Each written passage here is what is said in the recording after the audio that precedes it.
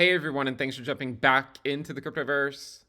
Today, we're going to talk about Bitcoin, and we're going to be talking about expanded flat corrections. If you guys like the content, make sure you subscribe to the channel, give the video a thumbs up, and also check out the sale on Into the Cryptoverse Premium at intothecryptoverse.com. Now, this is a video that we first published back in January of 2022, and we talked about an expanded flat correction. Now, before we get into the expanded flat corrections, I want to put out a couple disclaimers and, just sort of be honest, right? Number one is the likelihood of something like this playing out in a very, under a very hawkish Fed and a very risk off environment.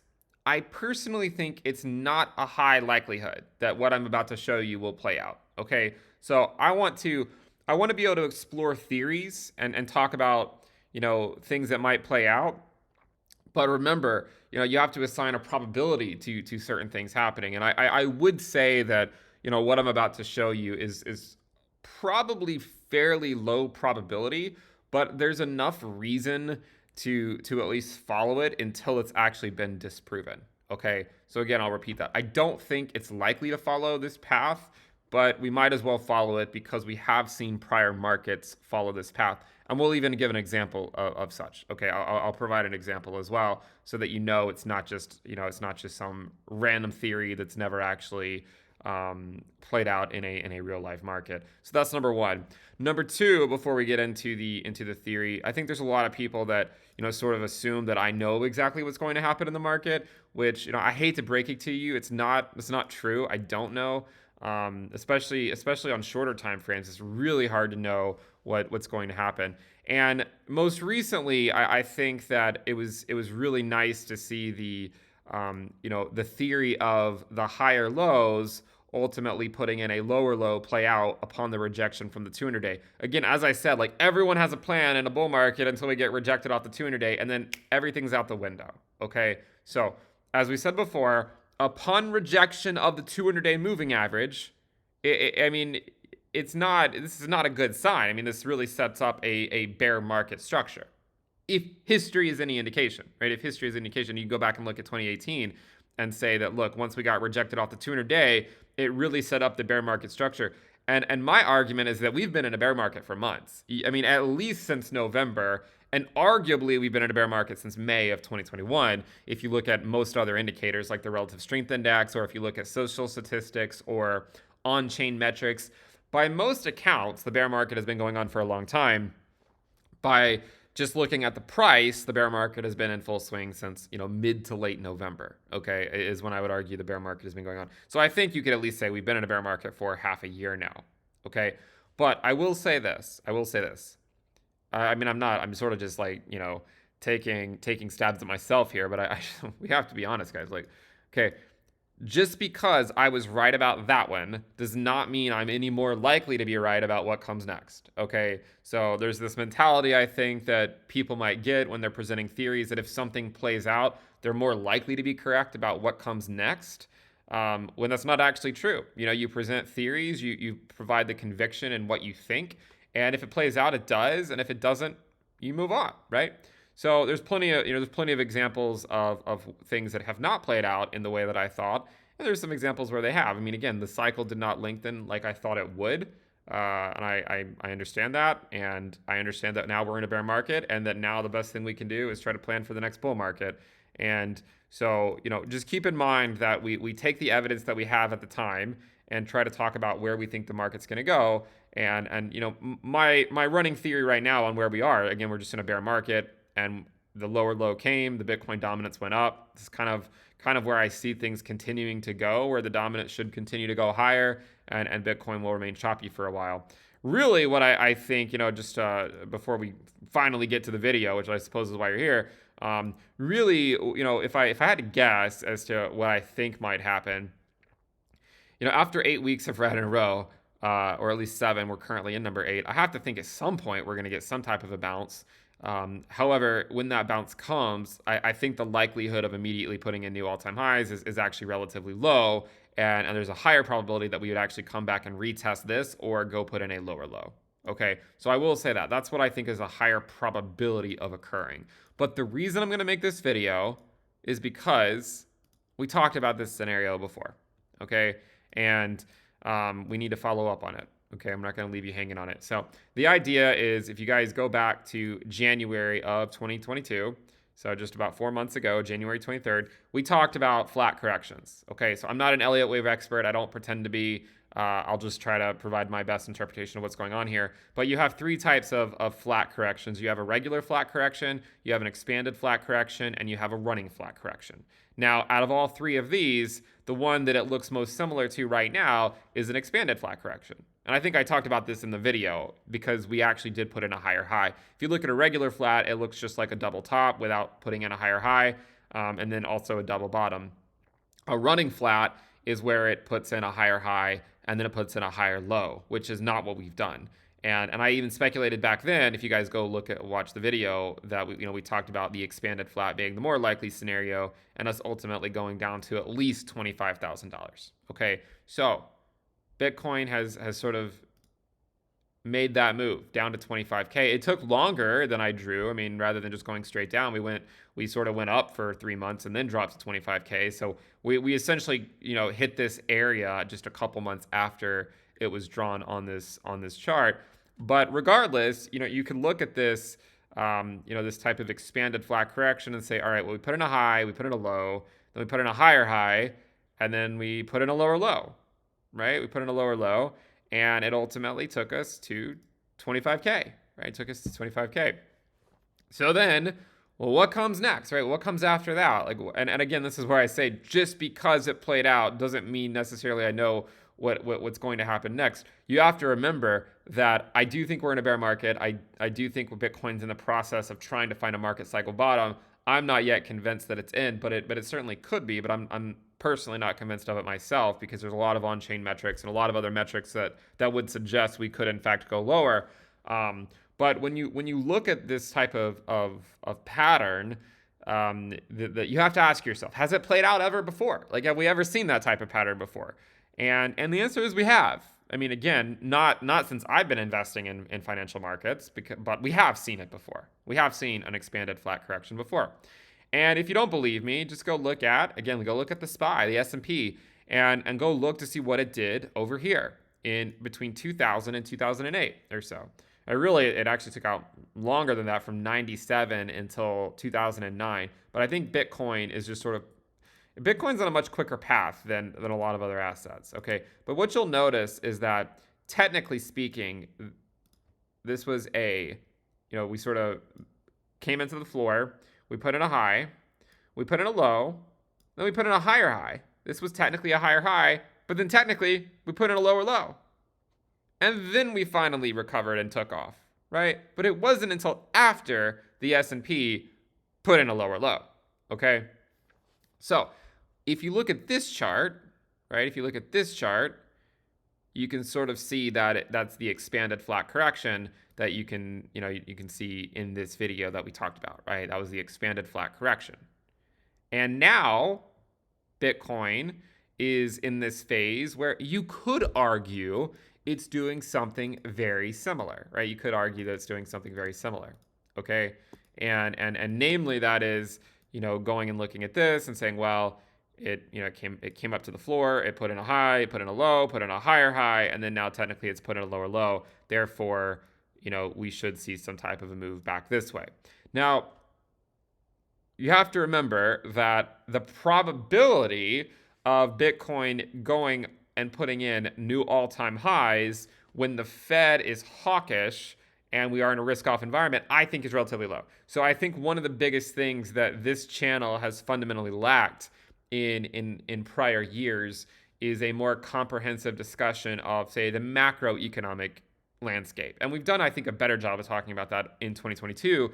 But, in 2019, 2020, and 2021, I don't think we did a good enough job about talking about the macro landscape.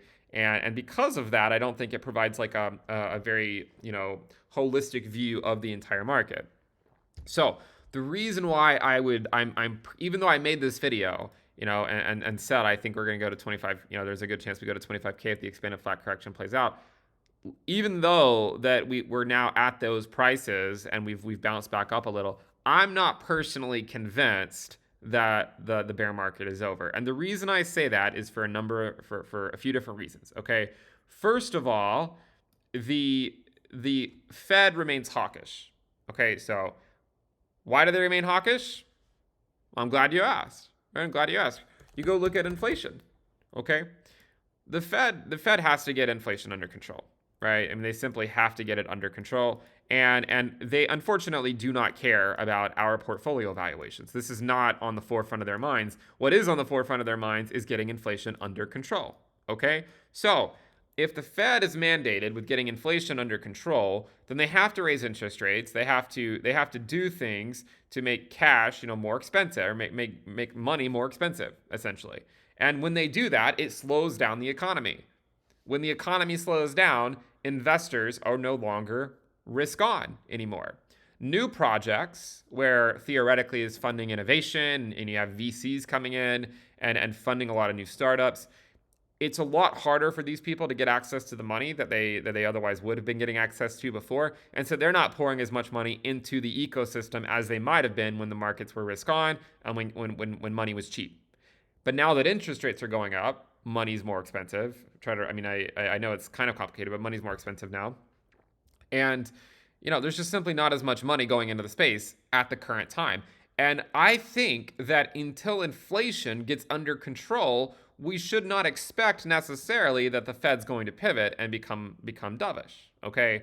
So if the Fed is not going to become dovish right now, or it doesn't seem like they're going to become dovish within the next few months, then I personally have a hard time believing that the expanded flat correction is going to pan out and ultimately go to new highs later this year, right? I'm not saying it can't happen, but I'm saying in terms of if you were to sort of like put a probability towards things, I would say it's a more likely probability that Bitcoin stays in a bear market rather than goes to new all-time highs in the short term. Okay, so I want a short to medium term, I should say. So I want people to be clear that I want to be able to present theories about things, but talk about them in context of sort of the macroeconomic landscape and where does that stand. And then one day when we see certain theories for Bitcoin, but it's also aligned with a dovish Fed and where capital isn't quite as expensive and money floods back into these ecosystems, then you could argue it's a stronger case. But I think that when you look at this, as much as I know we'd like for it to play out, the expanded flat correction where we said, okay, 25K, and then we bounce if it's an expanded flat, I would love for it to play out. I'm not personally convinced, okay? I wish I were, right? I wish I were, but I'm not. I'm not convinced that that's going to happen.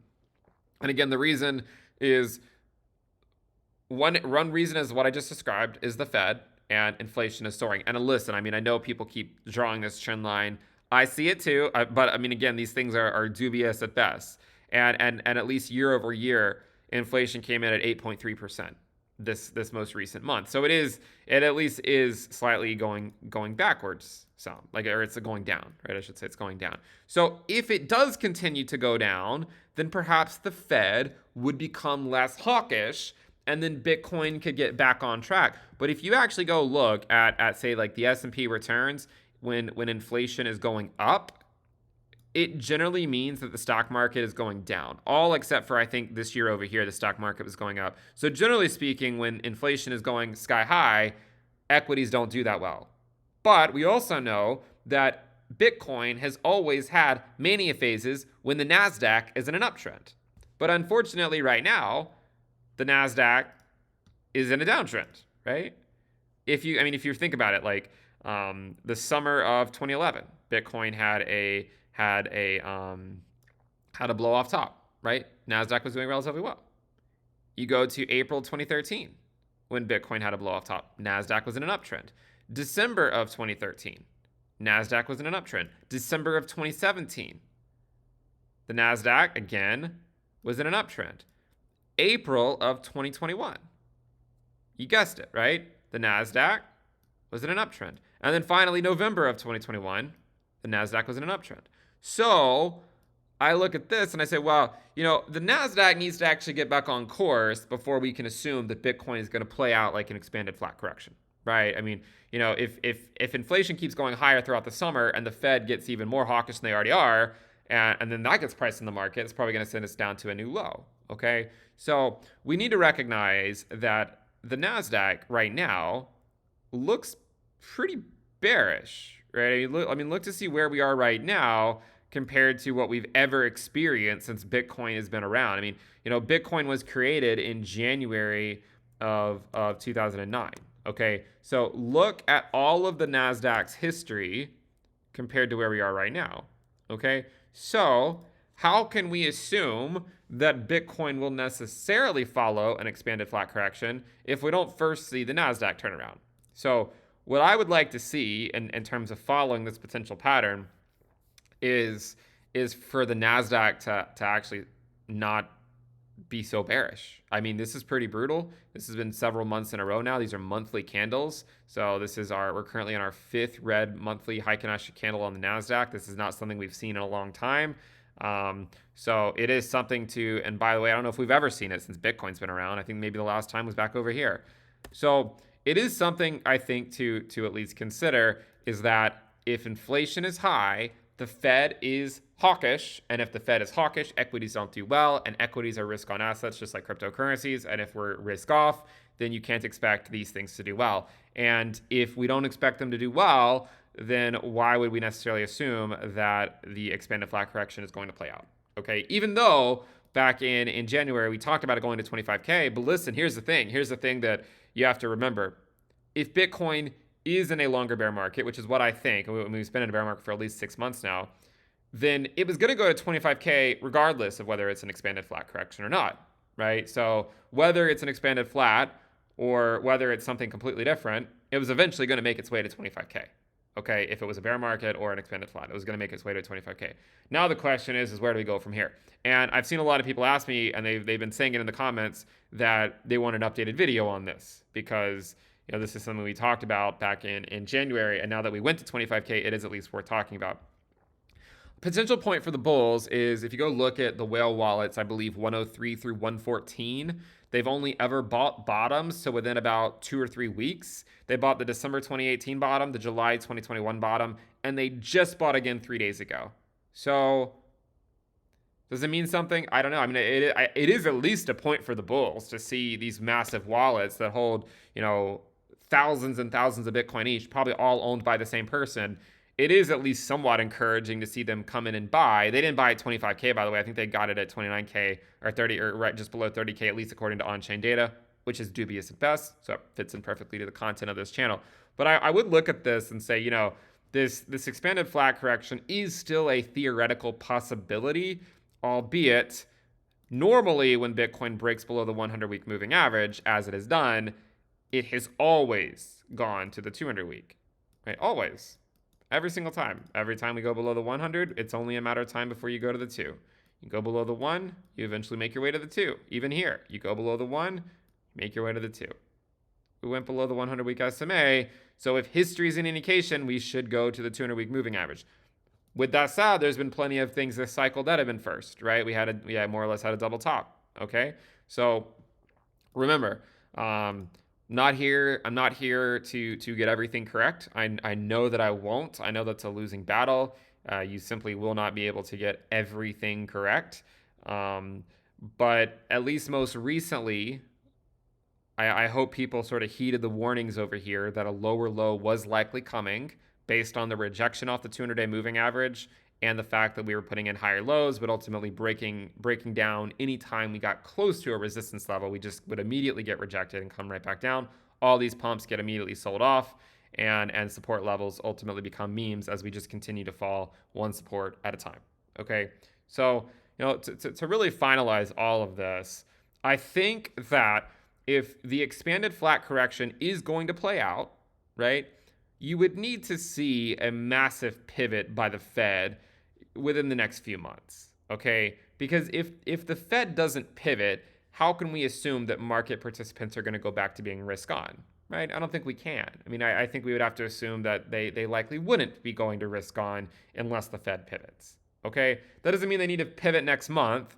A lot of these things get priced in already, and regardless of what happens in the short term, you could make the case that, after so many red candles in a row, we are due for a bounce. So I wouldn't be at all surprised if sometime in the next few weeks Bitcoin did see some type of a bounce, whether it be from 25K, whether we go even lower and then bounce back up. Seems like a reasonable path at some point for Bitcoin to see some type of a bounce, just because we are getting into some oversold territories on some various timeframes. So if we do see a bounce, I imagine the discussion on expanded flat corrections will continue until we figure out if we're going to get rejected once again by our resistance levels. And again, the resistance levels in a bear market, one of the most important resistance levels in a bear market is not the bull market. I mean, the bull market support band is one, but the 200-day moving average is a great resistance level to look at in a bear market. This is what really helps define the bear market structure, and we've seen this happen in the past. So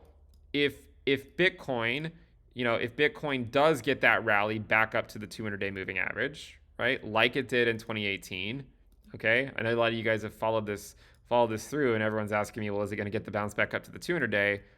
If this theory does play out, the key area to watch is going to be the 200-day, right? The 200-day moving average. See, the lows, the rejection off the 200-day, the failure to put in a higher low. We ultimately fell below. We put in a lower low.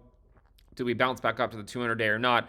I don't know, but if we do, I can rest assured I will be watching that 200-day moving average like a hawk, because that is what has held resistance in prior bear markets, right?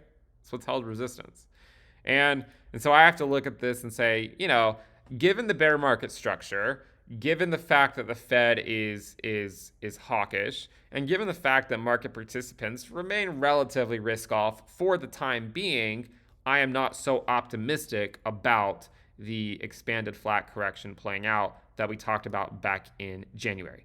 Okay, so I'm not so optimistic about it. However, if in 3 months the Fed is getting a bit more dovish, perhaps we do get another quarter where we see the U.S. economy contracting like we did in Q1, like GDP, if it's negative again and inflation starts to come back down, maybe they would become a bit more dovish. My guess is that they're going to be raising 50 basis points for the next couple of months anyways, so it's likely not going to make a huge difference. But once we get through the summer, then I think it'll be time to really talk about either a market cycle bottom or best case scenario we hold 25K. So I think that a lot of people watch these things and think that whatever is said has to play out.